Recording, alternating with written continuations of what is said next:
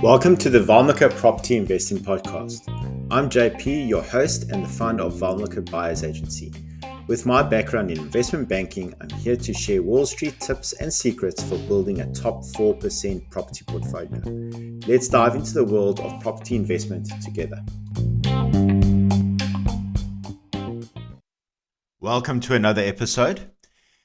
This is going to be an interesting episode, especially if you are in the situation whereby you are trying to save up for a property and you feel that your savings are being outpaced by the increase in property prices.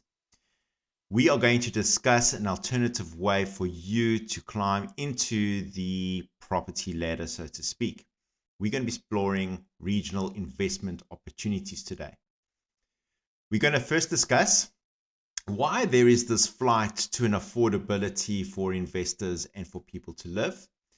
Next, we're going to discuss the areas that we look at, or the data points that we look at as in professional investors when it comes to regional markets. How do you actually identify the correct regional market to invest in? Because at the end of the day, regional markets are more risky than capital cities. Next, we'll dive into the benefits of regional investment, and then we will end up with tying it all together.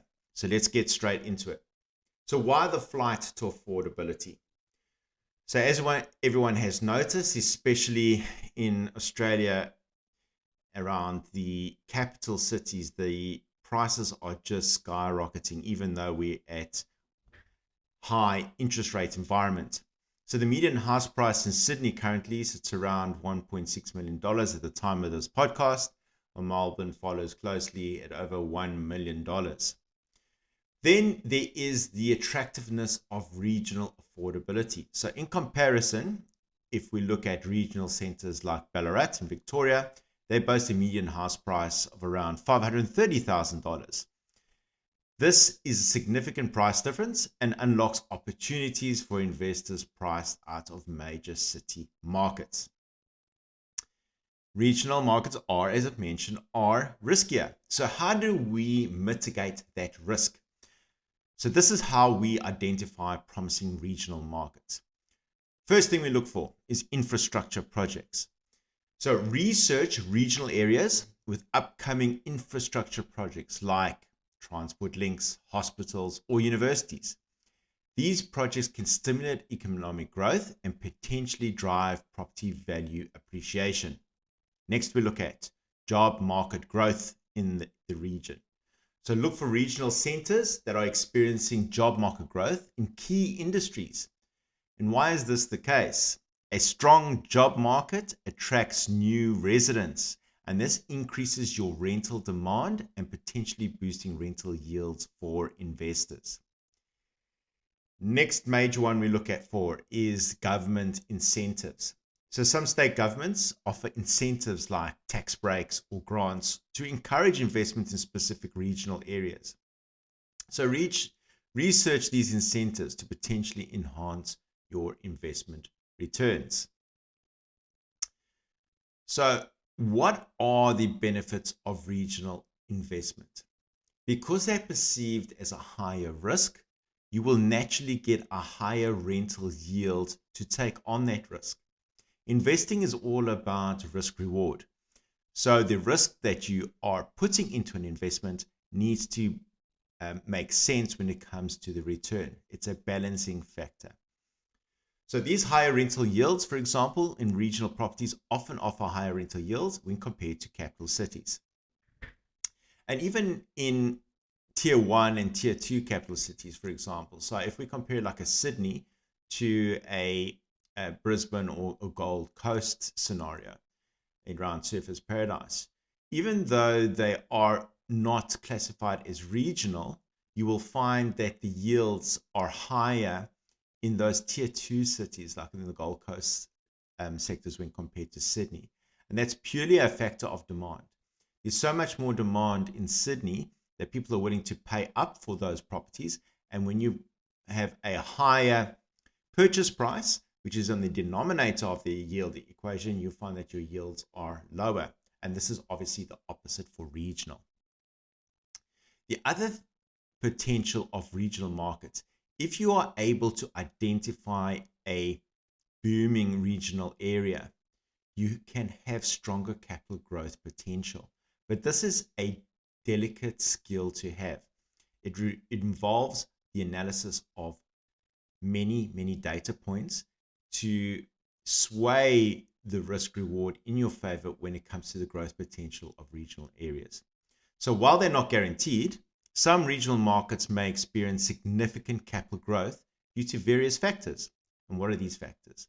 So like we mentioned, infrastructure development, and then on the back of it, increased demand. So understanding these metrics when selecting a regional area to invest in is important. Then, of course, when it comes to creating a portfolio, it's always good to create a diversified portfolio. So investing in regional areas can diversify your portfolio, reducing risk by not being solely reliant on a single market.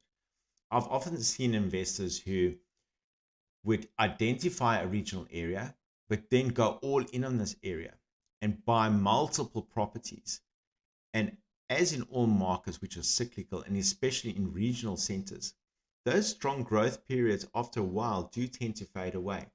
Then all of a sudden you've got a high concentration risk of your money sitting in multiple properties in that same regional area, which is putting your eggs in one basket, so to speak. So it's good to diversify into different regional areas. And then obviously later on, when you get that equity growth through your properties, it's good to diversify back into the capital cities because they have longer term stability because of the growth or population dynamics rather in those areas. Strong population dynamics, people need a place to live because that's where they work. You'll have a more stable market, and that's what the capital cities give you when compared to regional. So good to have a diversified portfolio. So these are the considerations for regional investment.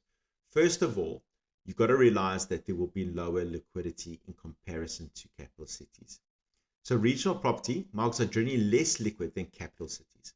So selling a regional property might take longer compared to a property in a high demand city center. This is, of course, depending on whether it's booming at the time of selling or not. Secondly, the tenant pool and management. So the tenant pool in regional areas might be smaller. So consider factoring potential vacancy periods and the availability of reliable property management services in these areas. Remember, it's higher risk, more smaller tenant pool, so you've got to factor this into the purchase and the investment synopsis. Then lastly, the market research is very crucial. So as mentioned throughout this podcast, analyzing your data points and knowing which data points to look at to mitigate your risk of going into these regional areas is important. If you do not have the capability or the time to do it yourself, it's worthwhile reaching out to a professional investor. And us at Valmika Property Buyers Agents, we are ex-investment bankers, and we've done this on a much larger scale, and we understand the market pretty well.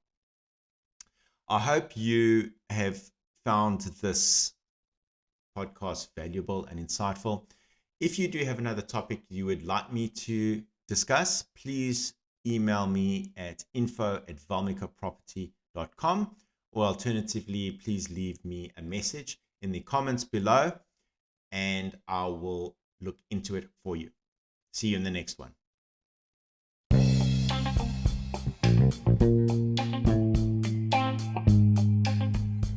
Thanks for tuning in to today's episode of the Valmika Property Investing Podcast. If you're interested in our services, please visit us at valmikaproperty.com. Remember, the content shared in this podcast is for entertainment purposes only. For personalized financial advice, always consult your trusted financial advisor or professional.